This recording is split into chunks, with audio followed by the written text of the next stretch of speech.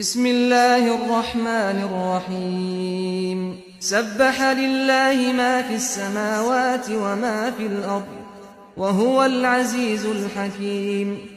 هو الذي أخرج الذين كفروا من أهل الكتاب من ديارهم لأول الحشر ما ظننتم أن يخرجوا وظنوا أنهم مانعتهم حصونهم من الله فأتاهم الله من حيث لم يحتسبوا وقذف في قلوبهم الرعب يخربون بيوتهم بأيديهم وأيدي المؤمنين فاعتبروا يا أولي الأبصار ولولا أن كتب الله عليهم الجلاء لعذبهم في الدنيا ولهم في الآخرة عذاب النار ذلك بأنهم شاقوا الله ورسوله ومن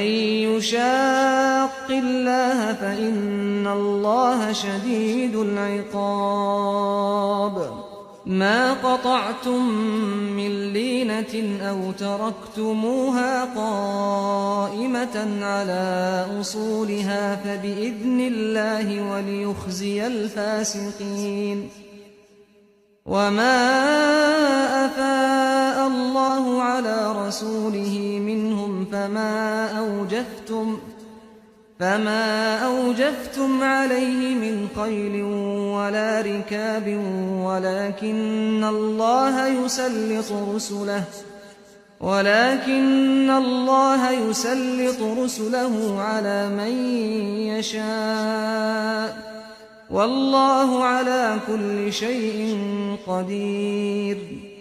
ما أفاء الله على رسوله من أهل القرى فلله وللرسول ولذي القربى واليتامى والمساكين وابن السبيل كي لا يكون دولة بين الأغنياء منكم وما آتاكم الرسول فخذوه وما نهاكم عنه فانتهوا واتقوا الله إن الله شديد العقاب للفقراء المهاجرين الذين أخرجوا من ديارهم وأموالهم يبتغون فضلا من الله ورضوانا وينصرون الله ورسوله أولئك هم الصادقون والذين تبوأوا الدار والإيمان من قبلهم يحبون من هاجر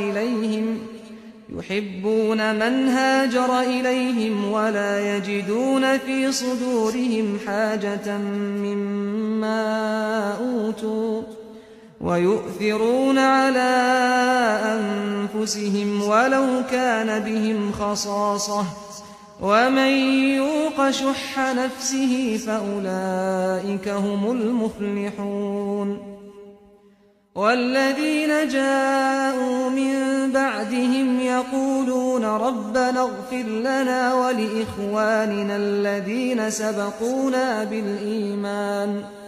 ولا تجعل في قلوبنا غلا للذين آمنوا ربنا إنك رؤوف رحيم ألم تر إلى الذين نافقوا يقولون لإخوانهم الذين كفروا من أهل الكتاب لئن أخرجتم لنخرجن معكم ولا نطيع فيكم أحدا أبدا وإن قوتلتم لننصرنكم والله يشهد إنهم لكاذبون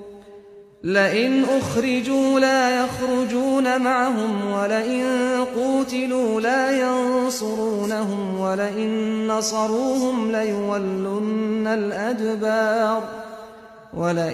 نصروهم ليولن الأدبار ثم لا ينصرون لأنتم أشد رهبة في صدورهم من الله ذلك بأنهم قوم لا يفقهون لا يقاتلونكم جميعا إلا في قرى محصنة أو من وراء جدر بأسهم بينهم شديد تحسبهم جميعا وقلوبهم شتى ذلك بأنهم قوم لا يعقلون كمثل الذين من قبلهم قريبا ذاقوا وبال أمرهم ولهم عذاب أليم